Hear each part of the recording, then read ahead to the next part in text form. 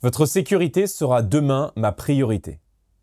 Il n'existe plus un seul territoire, une seule commune, une seule rue, une seule ligne de transport où les Français peuvent se dire à l'abri et en sécurité.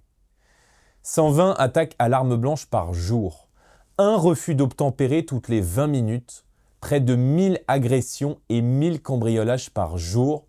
Ce sont des chiffres dramatiques. Pour les personnes qui en sont victimes, une agression est un traumatisme qui marque à vie. Comme Premier ministre, mon ambition sera de remettre de l'ordre dans les comptes de l'État, mais d'abord et avant tout dans les rues du pays. Je veux rétablir l'autorité de l'État.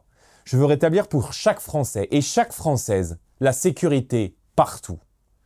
Dès les premières semaines de mon action, j'engagerai un tournant pénal et sécuritaire.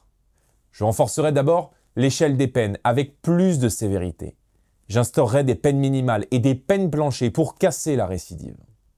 Pour responsabiliser les parents et redonner du sens à la solidarité nationale, je suspendrai les allocations familiales aux familles de mineurs délinquants, récidivistes.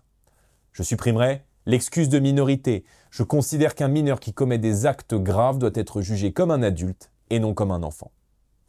Pour protéger les Français, j'expulserai les délinquants et criminels étrangers. Nous n'avons aucune raison, aucune, de conserver chez nous, sur notre sol, des gens qui commettent des crimes ou des délits.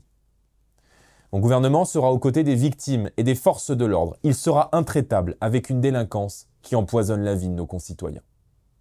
Face à un gouvernement qui n'a pas su protéger les Français, face à l'insécurité et face à une extrême gauche qui veut carrément désarmer la police et jeter la suspicion sur nos policiers et nos gendarmes, je veux faire respecter la loi et je veux faire respecter l'ordre.